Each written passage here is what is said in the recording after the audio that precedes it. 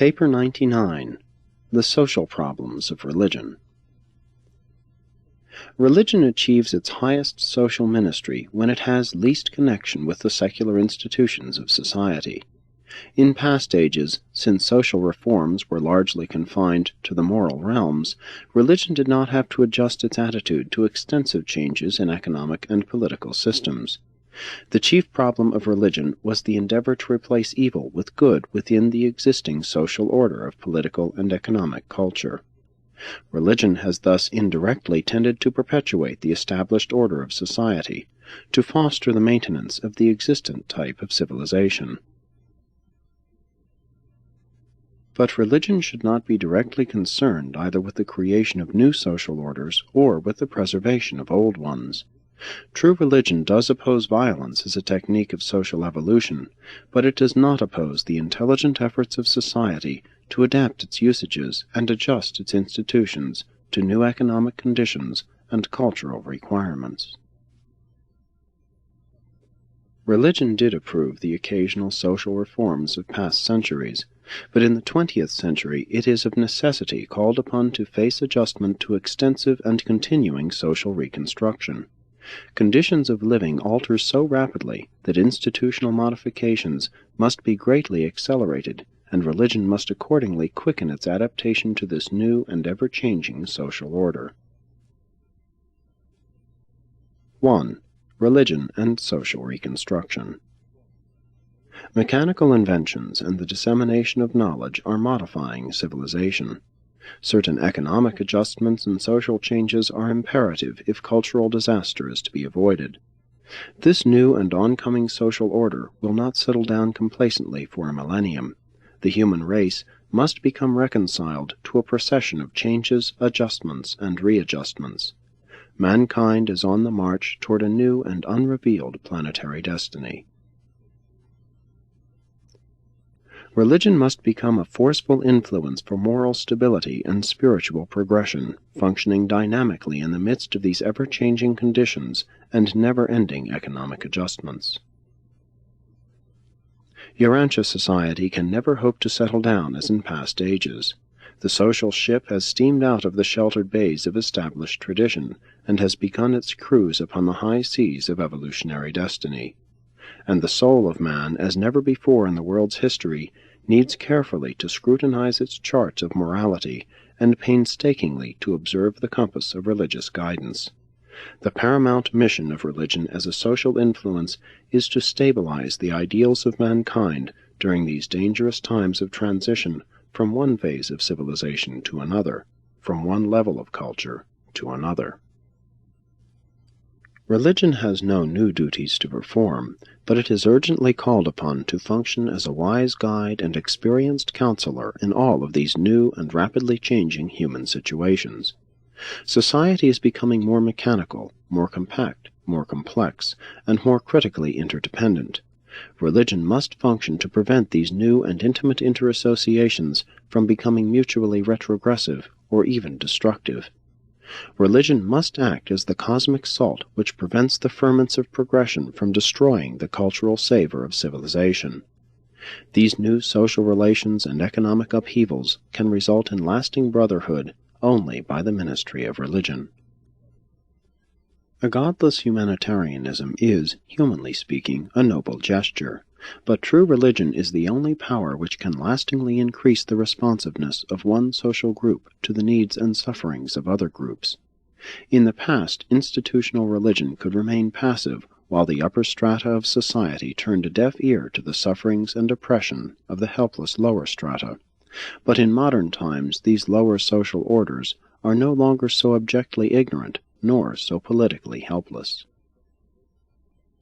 Religion must not become organically involved in the secular work of social reconstruction and economic reorganization, but it must actively keep pace with all these advances in civilization by making clear-cut and vigorous restatements of its moral mandates and spiritual precepts, its progressive philosophy of human living and transcendent survival.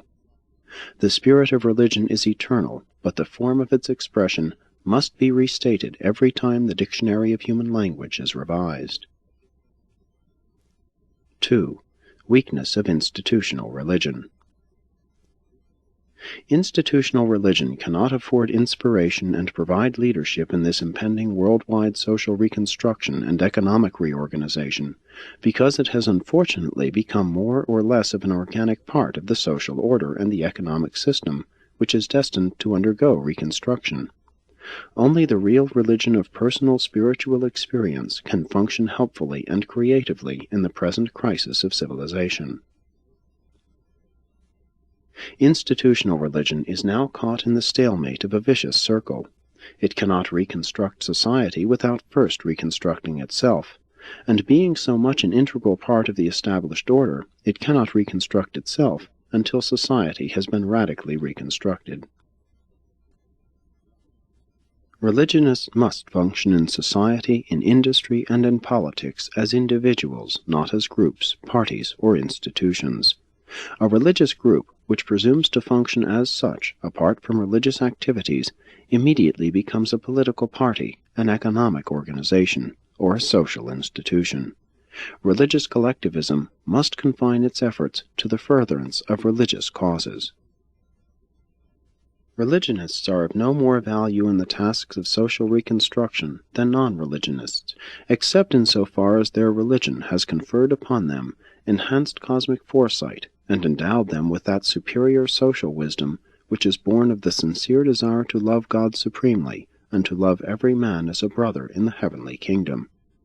An ideal social order is that in which every man loves his neighbor as he loves himself. The institutionalized church may have appeared to serve society in the past by glorifying the established political and economic orders, but it must speedily cease such action if it is to survive.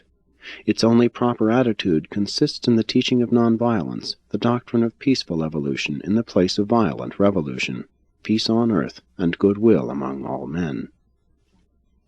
Modern religion finds it difficult to adjust its attitude toward the rapidly shifting social changes only because it has permitted itself to become so thoroughly traditionalized, dogmatized, and institutionalized. The religion of living experience finds no difficulty in keeping ahead of all these social developments and economic upheavals, amid which it ever functions as a moral stabilizer, social guide, and spiritual pilot. True religion carries over from one age to another the worthwhile culture and that wisdom which is born of the experience of knowing God and striving to be like Him. 3. Religion and the religionist. Early Christianity was entirely free from all civil entanglements, social commitments, and economic alliances. Only did later institutionalized Christianity become an organic part of the political and social structure of Occidental civilization. The kingdom of heaven is neither a social nor economic order. It is an exclusively spiritual brotherhood of God-knowing individuals. True, such a brotherhood is in itself a new and amazing social phenomenon attended by astounding political and economic repercussions. The religionist is not unsympathetic with social suffering, not unmindful of civil injustice, not insulated from economic thinking, neither insensible to political tyranny. Religion influences social reconstruction directly because it spiritualizes and idealizes the individual citizen. Indirectly, cultural civilization is influenced by the attitude of these individual religionists as they become active and influential members of various social, moral, economic, and political groups. The attainment of a high cultural civilization demands first the ideal type of citizen and, then, ideal and adequate social mechanisms wherewith such a citizenry may control the economic and political institutions of such an advanced human society.